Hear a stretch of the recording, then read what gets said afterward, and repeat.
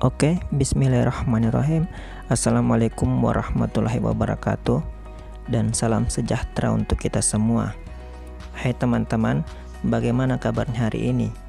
Semoga teman-teman dalam keadaan baik-baik saja ya. Bagaimana kuota, masih aman? Atau sudah habis dipakai main game online? Tentu masih ada ya. Kalau sudah habis, mana mungkin bisa menonton video ini, kecuali teman-teman menggunakan wifi gratisan. Canda ya. Nah teman-teman, kali ini kita masih di mata kuliah dasar-dasar ilmu tanah, atau istilah kerennya biasa disebut DDIT atau DEDIT. Dan kali ini yang akan menemani teman-teman dalam mengarungi mata kuliah DEDIT ini sampai di penghujung mata kuliah ini adalah saya. Oh iya, sebelumnya izinkan saya memperkenalkan diri saya. Karena ada pepatah yang mengatakan bahwa tak kenal maka tak sayang maka tak cinta, dan tak cinta maka tak apalah. Nah, jadi jika teman-teman mencintai si doi tapi si doi tidak mencintai teman-teman, ya ndak apa-apa. Oke, jadi nama saya adalah Laode Muhammad Asdik Hamsin Ramadan. Cukup panjang ya. Dan dari nama yang teramat panjang tersebut, teman-teman boleh panggil saya Laode, boleh panggil saya Muhammad, Muhammad jangan ya karena itu nama Nabi. Boleh panggil saya Asdik atau Hamsin atau Ramadan, terserah teman-teman pilih mana suka. Nah, pembahasan kita kali ini yaitu mengenai konservasi tanah dan air atau biasa sering disingkat dengan KTA. Topik ini menjadi topik yang sangat menarik atau menjadi isu yang sangat seksi untuk dipelajari, terutama bagi mereka yang bergelut di bidang lingkungan, kehutanan, dan tentu saja bagi para soil scientist atau yang bergelut di bidang ilmu tanah khususnya dan pertanian pada umumnya. Terutama di Indonesia, masalah KTA ini menjadi perhatian yang cukup menarik. Kenapa bisa? Alasannya adalah karena Indonesia merupakan negara yang hanya memiliki dua musim, yaitu musim hujan dan musim tidak hujan atau musim kemarau. Alasan yang kedua adalah Indonesia yang dikenal sebagai negara agraris dengan tingkat kesuburan tanah yang tinggi, menyebabkan para petani kita menanam tanamannya atau komoditinya itu kebanyakan di lahan-lahan yang miring, yang kemudian itu menjadi masalah besar. Apa masalahnya? Masalahnya akan kita bahas pada pertemuan kuliah kita kali ini. Jadi persiapkan diri dan cari tempat ternyaman teman-teman. Siapkan cemilannya kalau ada, dan jangan lupa cuci tangan. Dan sekarang kita masuk ke materi kita. Tapi sebelumnya berdoa dulu ya. Semoga apa yang kita pelajari hari ini dapat bermanfaat bukan hanya bagi diri kita sendiri, tetapi bagi orang di sekitar kita dan lingkungan kita. Amin ya rabbal alamin. Dan sekarang let's move on. Jadi outline materi kita kali ini ada 7 pokok bahasan, dan sebagian besar akan membahas tentang erosi. Nah, apa itu erosi? Tahan dulu ya, sebentar akan saya jelaskan apa itu erosi. Namun sebelum itu kita lihat dulu yang menjadi outline materi kita kali ini. Yang pertama ada konsep erosi. Nah, di sini kita akan mempelajari tentang definisi erosi dan bagaimana peristiwa erosi itu terjadi. Outline yang kedua adalah dampak atau pengaruh erosi. Di sini kita akan membahas pengaruh-pengaruh apa saja yang ditimbulkan dari erosi tersebut. Yang ketiga adalah faktor-faktor yang mempengaruhi terjadinya erosi. Di sini kita akan membahas faktor apa saja yang menjadi penyebab terjadinya erosi. Yang keempat, jenis-jenis erosi.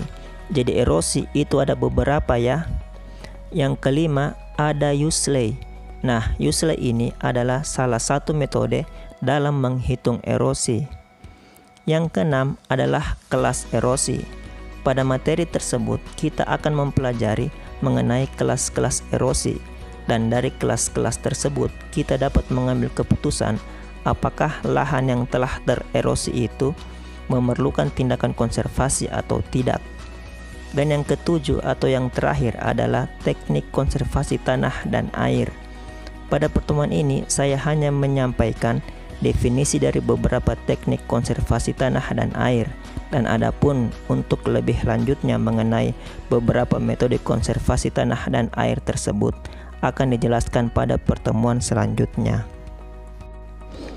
Oke, kita masuk pada materi pertama, konsep erosi.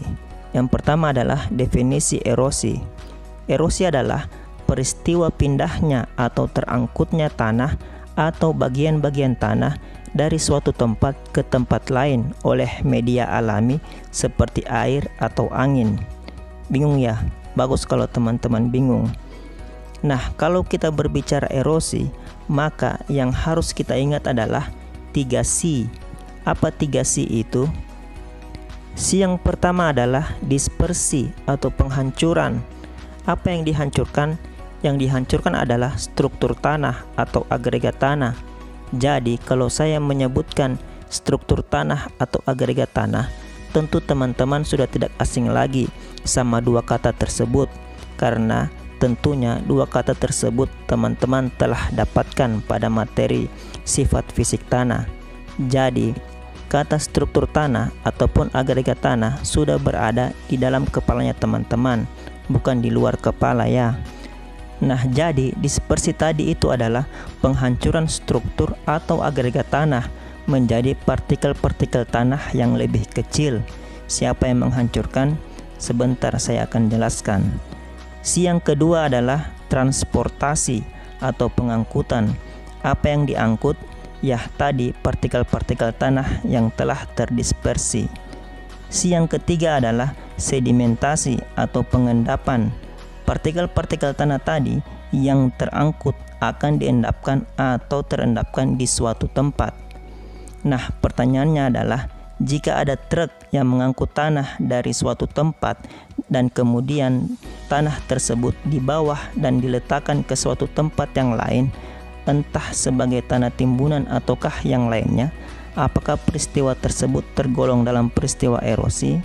Jadi betul ya, jawabannya itu tidak termasuk peristiwa erosi. Karena kenapa?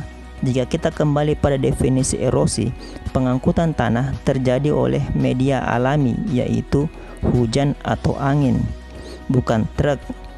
Ya, karena truk bukan media alami. Nah, kita masuk pada ilustrasi peristiwa erosi. Jadi kurang lebih peristiwa erosi seperti ini. Diawali dengan terjadinya hujan. Nah, hujan ini yang kemudian mendispersi tanah sehingga menjadi partikel-partikel yang lebih kecil.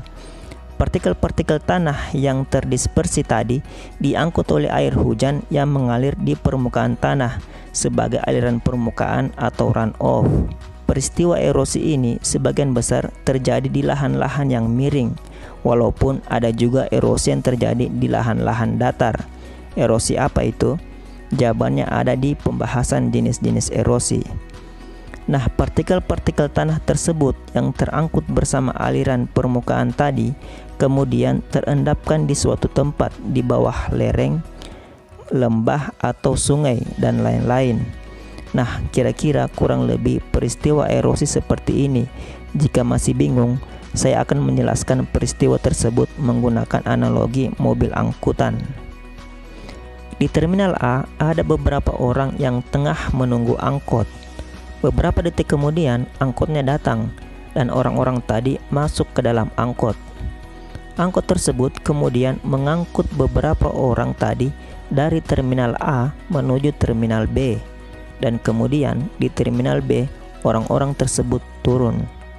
Nah, beberapa orang tadi yang berada di terminal A sama dengan partikel-partikel tanah yang berukuran kecil yang telah terdispersi oleh hujan.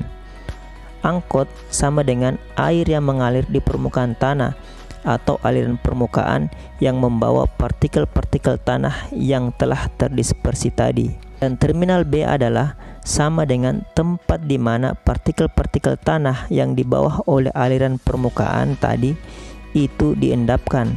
Jadi terminal B itu sama dengan tempat terendapkannya partikel-partikel tanah yang dibawa oleh aliran permukaan. Nah, semoga dengan analogi tersebut membuat teman-teman menjadi paham mengenai konsep erosi Jika ada yang belum paham, silakan ditanyakan.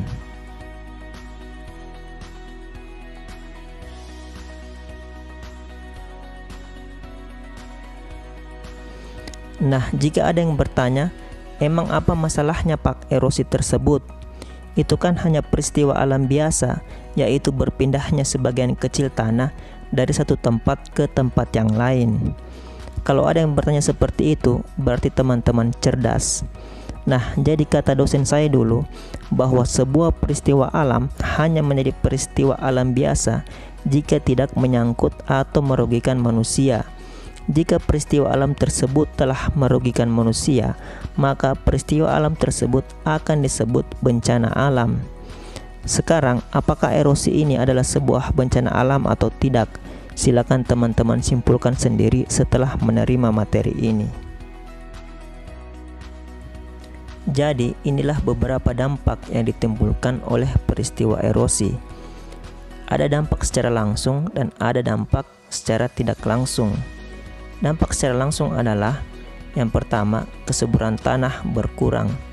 Lah, kok bisa kesuburan tanahnya berkurang? Nah, jadi jika teman-teman telah mendapat materi mengenai kesuburan tanah, bahwa bagian tanah yang subur adalah bagian tanah yang berada di permukaan. Nah, ketika erosi terjadi, maka bagian tanah yang subur tadi yang berada di permukaan itu akan hilang atau berpindah tempat. Akibatnya, kesuburan tanah menjadi berkurang. Dampak secara langsung berikutnya yang ditimbulkan oleh erosi adalah pemupukan yang tidak efisien. Nah, sama seperti pembahasan kesuburan tanah yang berkurang, kan biasanya petani melakukan pemupukan itu di bagian permukaan tanah. Ketika erosi terjadi, maka pupuk yang telah diaplikasikan ke tanah itu akan terbawa aliran permukaan. Nah, itulah kemudian yang menyebabkan pemupukan menjadi tidak efisien. Dampak secara langsung yang ditimbulkan selanjutnya adalah terjadinya pendangkalan sungai, waduk, dan lain-lain. Nah, saya kira ini jelas ya, seperti yang saya jelaskan sebelumnya, bahwa partikel-partikel tanah yang terbawa aliran permukaan akibat erosi akan diendapkan di suatu tempat, bisa saja di lembah, ataupun sungai atau waduk.